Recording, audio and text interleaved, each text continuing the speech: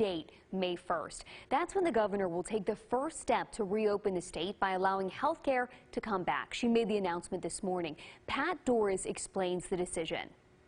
The governor's announcement that the healthcare industry can start opening up May 1st is a huge deal. It's big in terms of psychology. It tells all of us that we can start settling down a little bit, that things are in control, and there is enough personal protective gear out there to start opening these businesses again. It's also important because specifically these businesses were hurting. Rural Oregon hospitals were in big trouble. Even the big city hospitals were struggling. Legacy told me they were down 50% because of all their elective surgeries that were cut out. So now all of that comes back. All kinds of dental procedures, physical therapy, sinus procedures, biopsies, you name it. If it involves health care, it can start happening again as long as the companies have enough protective gear. The hospitals keep about 20% of their beds open in case there is a surge, and that there continues to be a lot of testing. But Oregon is taking a first big step back towards normalcy in the COVID-19 era.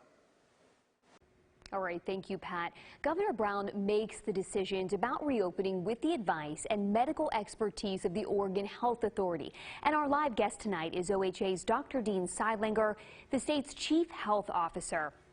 Dr. Seidlinger, thank you so much for joining us. Let's first start with some new projections, some new numbers that you have about how many people here in Oregon that you believe, have COVID-19 and why, the numbers why the numbers have gone up. Yeah, we continue to get estimates of the number of infections here in Oregon from our partners at the Institute for Disease Modeling. And while this week we've tested, when we ran the numbers, about 1,900 folks who tested positive for COVID-19, we estimate that there were over 8,400 people in the state who had COVID-19. But more importantly, what the projections show us is that we've headed off about 70,000 infections and close to 1,500 hospitalizations. And that's thanks to the actions that people have taken to stay home and save lives. The sacrifices we're making are really making a difference in decreasing the spread of COVID-19 here in Oregon. Wow, 70,000, that's a big number, so that is important. Let's also talk about Governor Brown's order to allow these non-urgent medical surgeries May 1st. I mean, what do people need to keep in mind to make sure, they don't get or spread COVID-19 as things like this slowly start opening up? I think what people have to know is our healthcare systems are very much aware of the chances to spread COVID-19. So they've taken action. As we said, we would maintain some beds open, that we would make sure they have adequate PPE, so that these folks who need procedures, which could include orthopedic procedures or other procedures that have been put off, but really are urgent for those individuals, can start happening again. What we worry about as we start to open up Oregon and people start to mix is that as people come into contact with more people, they could spread the virus. And that's why in Oregon, we are going to take a slow but cautious approach, open things up, monitor the data before additional items are opened up. And we look forward to continuing to work with the governor, as well as all of Oregonians, on doing this safely and doing this in a way that provides protection for everyone. Right. If this goes well, I mean, what else could you see possibly opening up next? I think, we don't know the order yet as we look at the data and have conversations with the different sectors in the community.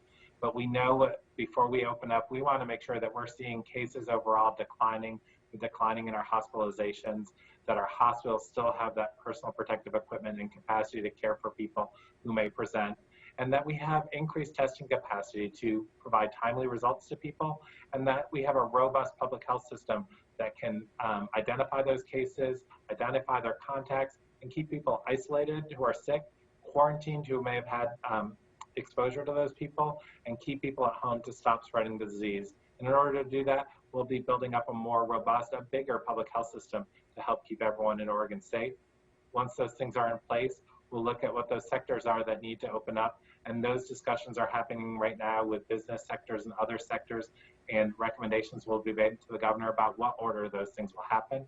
And we hope to have some of those more detailed information in the next week and a half or 2 weeks. Okay, let's talk about testing. I know the OHA recently changed its criteria for testing. What can you tell us about that? We updated our testing criteria to provide more guidance to our providers in the community. to make sure that some of the most at-risk groups, those individuals, not only who are working in healthcare systems and long-term care facilities who have contact with individuals who may have COVID-19, but those individuals who may be providing in-home services, not in a congregate setting, but are moving amongst multiple clients and may have increased exposure for COVID-19. We also want to remember many of those frontline workers, the grocery workers, the transit workers, and others who continue to have face-to-face contact with members of the general public, even though it's been decreased during Stay Home and Save Lives, but they're at increased risk.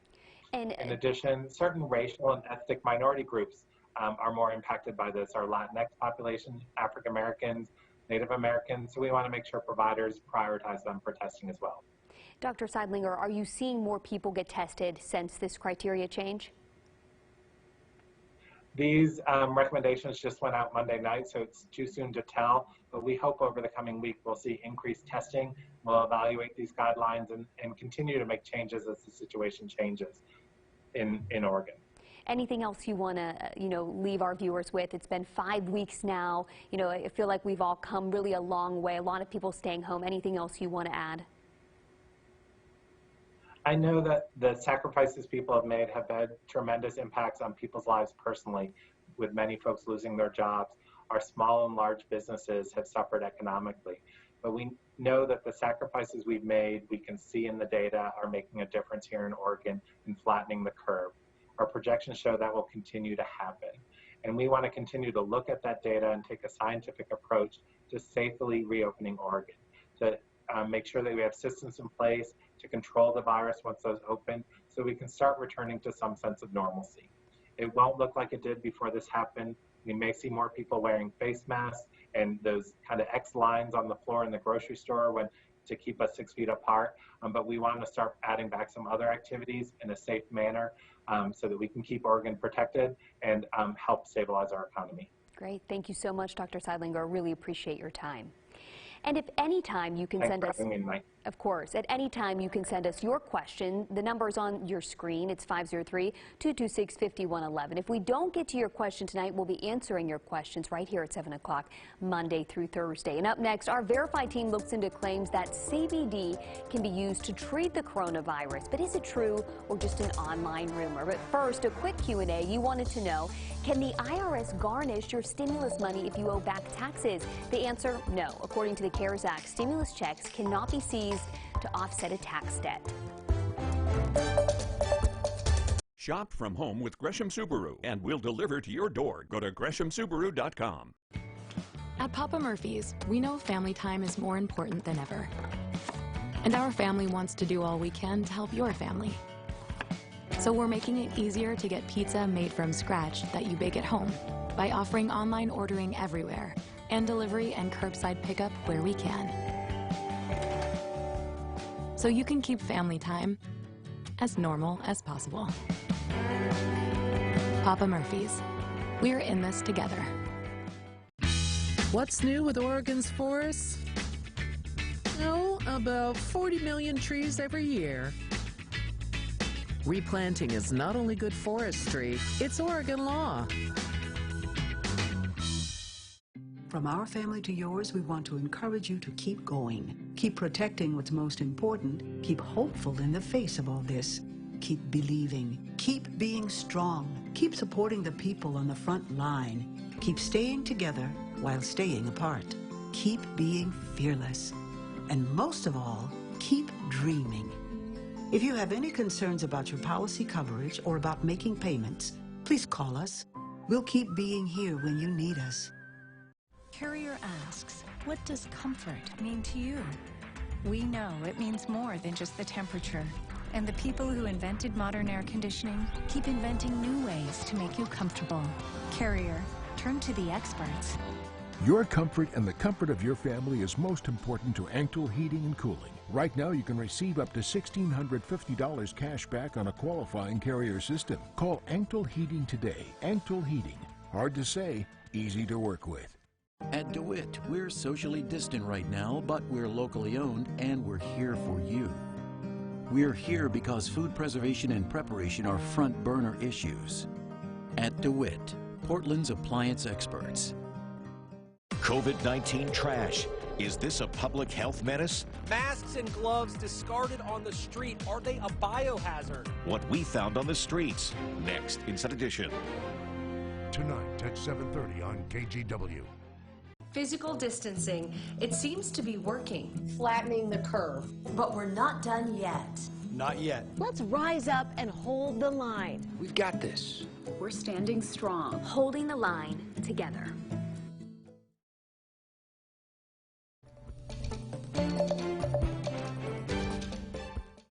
During this pandemic, people are turning to social media for advice. One idea you might see: can CBD oil be used to treat coronavirus? Our Verified team checks it out.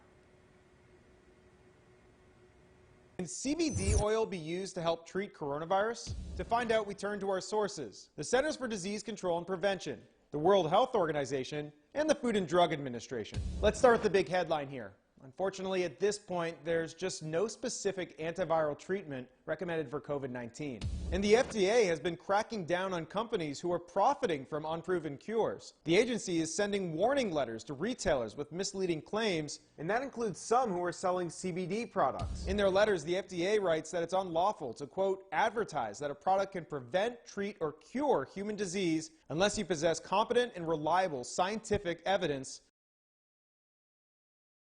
is currently known. And the isolation from the stay-at-home order can be especially tough for those dealing with mental health or substance abuse problems. You may be wondering, what kind of help is available? Dr. Jeffrey Eisen has the answer. One of the myths that exists currently is that amidst COVID-19, there would be less behavioral health or substance use treatment services available, and that's actually not the case at all. We are operating skeleton crews at each of our health centers. And in addition to that, we operate Multnomah County's urgent walk-in mental health clinic. And we have a staff available there for individuals that would prefer not to call in or use our video services. Up next, a big question on a lot of minds: who is still hiring during this pandemic? We got the answer from a couple of local experts. Call 503-287-5000. Zabindon and Curtis, right now. In the market for new appliances? At Basco, not only will you find the area's largest selection of quality appliances at the absolute lowest prices, but you'll also see that we take your health and safety concerns seriously. From showroom to delivery, at Basco, we go the extra mile to keep you safe and satisfied. Whether you shop by phone, in-store, or online, we've got you covered.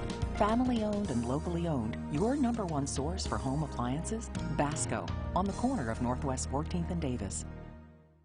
I'm a Subaru Outback owner that bought my vehicle here at Wilsonville Subaru, and we live south of Salem. I'm out in farm country. I was willing to come all the way up here to purchase my vehicle, service it on a routine basis, really because of customer service. The folks here are wonderful. They know me, they know who I am, they know what my work is, and every time I come here, whether it's somebody from parts, service, come up and say, hi, how's things going? How's your photography going? I haven't experienced that anywhere else, so that shows that it's, to me, like family. We are at war with a virus, and healthcare troops and first responders are on the front line fighting it every day. Let's join the fight by staying home. Staying home is not a retreat.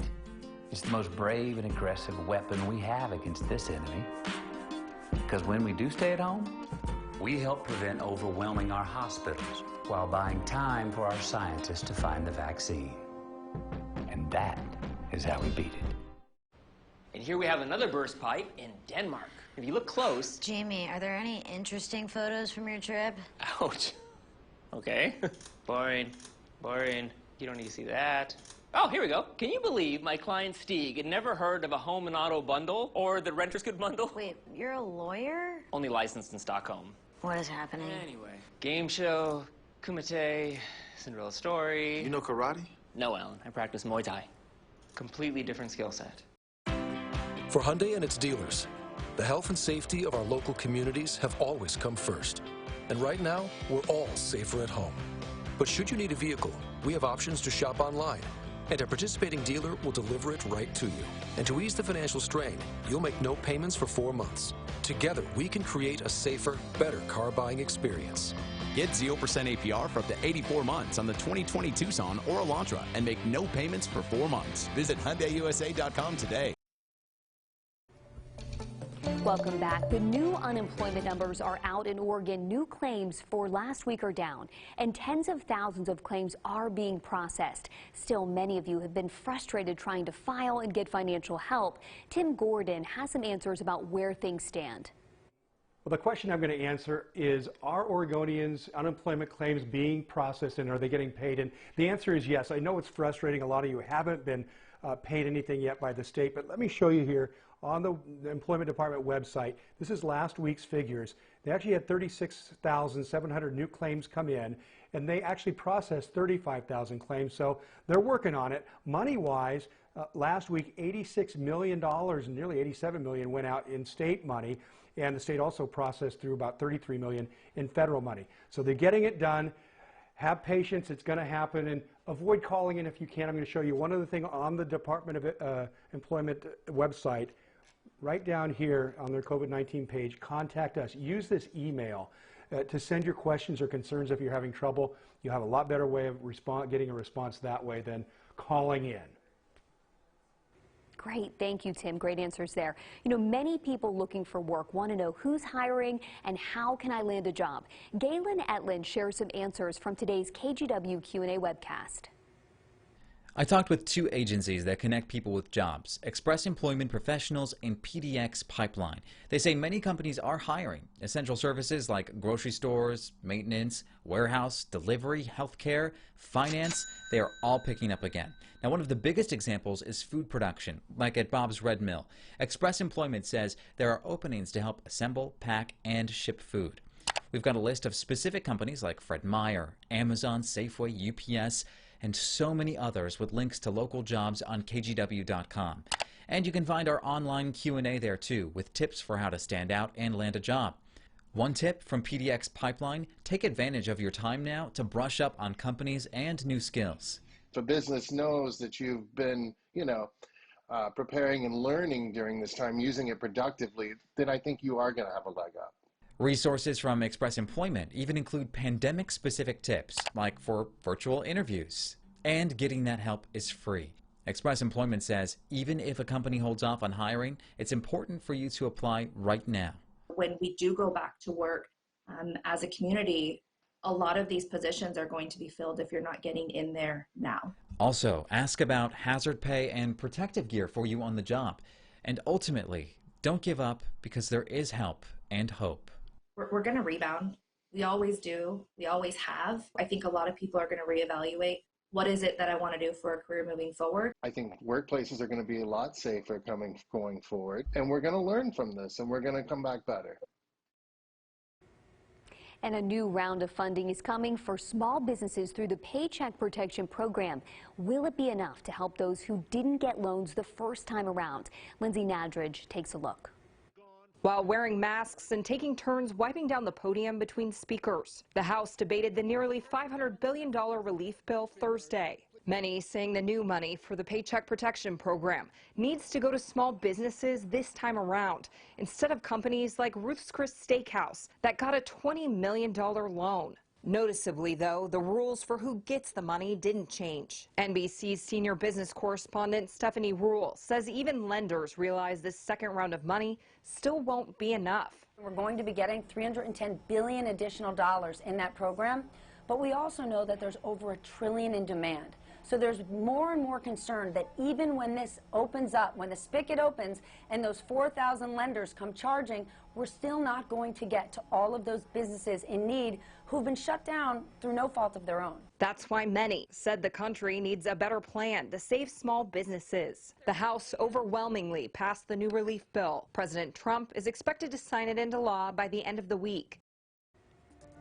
Up next, how is the virus changing the face of politics this campaign season? But first, you wanted to know how much the coronavirus test costs. If you have insurance, the answer: most health insurers in Oregon have agreed to waive copays, co-insurance, and deductibles for testing. But contact your insurer for more information.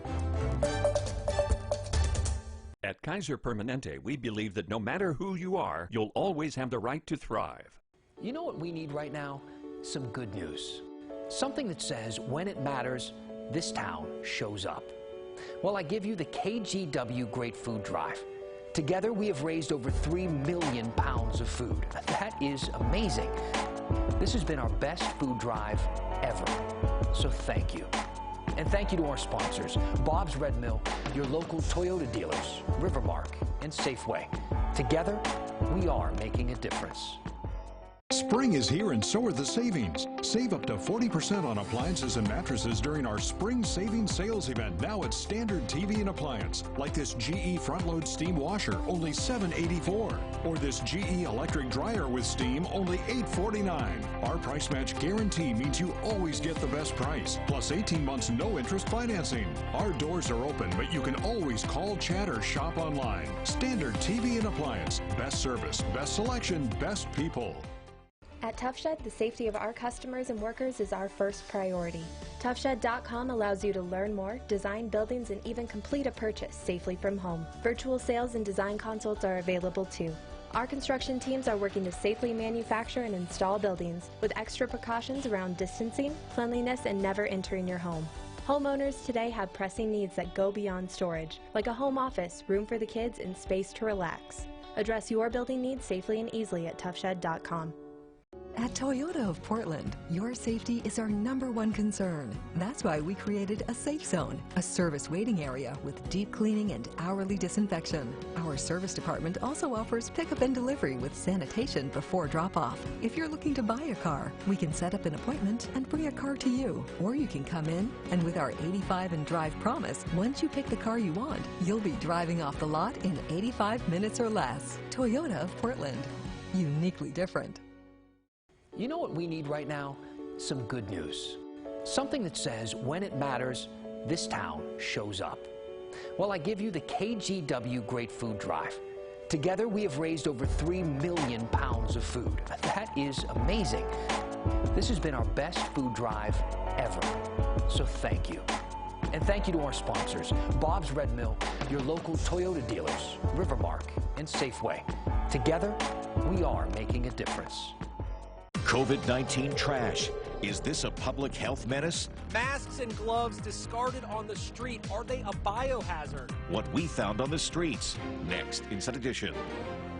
Tonight at 7:30 on KGW. Climate change. Romantic frauds. Just some of the topics I tackle on my new podcast, Under the Big Umbrella with Matt Safino. Short episodes, surprising topics. Subscribe and listen wherever you find podcasts. And welcome back.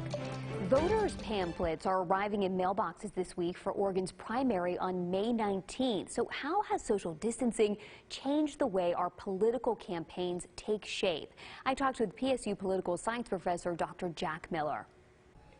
Well, that's a great question because campaigning at almost every level except for the highest level of national office is a very face-to-face kind of thing, and obviously that's off the table. Candidates who are incumbents right now, incumbents usually enjoy an advantage over challengers because they have name recognition, they have ways of getting their face and their activities out to voters pretty easily. So challengers always have a difficulty. Right now, incumbents have an even bigger advantage because they just do their job and use their, and attention is focused on them. So they're getting their face and activities out there through channels like this, like television. Challengers now have to, instead of being able to engage voters face-to-face, going to rallies, having their volunteers knock on doors and pass out leaflets, they have to now use only social media. Yet not only has politics changed, but college admissions have too. Starting next year, Oregon's state universities won't require SATs. Will other schools follow suit? Here's Neha Gupta with College Shortcuts. So in terms of the testing, right now we're seeing that there's been over 900 colleges that have decided to go test optional. The UC system has upwards of 200,000 students and more that they admit each year. So this is going to be an unprecedented admissions time where if SATs and ACTs are not going to be considered in admissions, it's going to be so crucial for students to make sure that they are portraying themselves in a strong way. Will testing be dead forever? I don't know. What I do know is that how you present yourself, and we've seen this year after year with our students, the more that you have a stronger, compelling story of why you should be there, the more likelihood you have to get in. We've also seen students that used to have perfect GPAs or perfect SAT scores.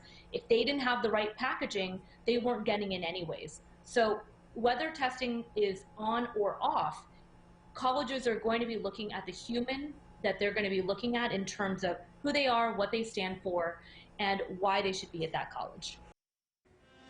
Coming up tomorrow night at 7, a special edition of Straight Talk with Laurel Porter. She's going to be talking with the director of the Oregon Department of Education about how distance learning has affected students and teachers. Plus, Senator Ron Wyden will talk about his efforts to push for a nationwide vote-by-mail plan. That's coming up on a special edition of Straight Talk, and that's tomorrow night at 7 o'clock. And thank you so much for joining us tonight. KGW is committed to continuing our coverage of the coronavirus outbreak, and KGW Q&A airs every night here at 7 o'clock Monday through Friday. Monday through Thursday. Sorry, I just told you about Friday. If you still have questions, our past stories may answer them for you. You can go straight to kgw.com/answers to see all of our past stories and all of our past Q&As. Thank you so much for joining us.